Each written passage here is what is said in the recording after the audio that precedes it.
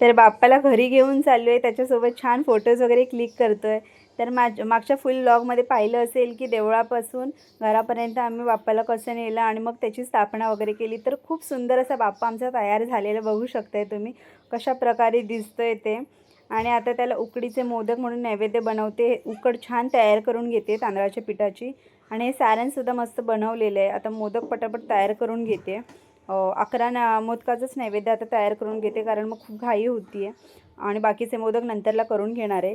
तर छान अशा सुंदर अशा कळ्या जमेल इतपत करून घेणार आहे मोदकाला. हे बघा, तुम्ही सांगा मला मोदक कसा झाला आहे तो उकडीचा. खूप मऊ लुसलुशीत असं झाले, कारण मी जे पीठ वापरले ते घरी तयार करून घेतलं आहे इंद्रायणी तांदूळ वापरून. त्यामुळे मोदक खूप छान तयार झालेत आणि हळदीच्या पानांवरती ठेवले आहेत. त्यामुळे मोदकाला जो सुगंध आहे तो खूप छान आलेला आहे.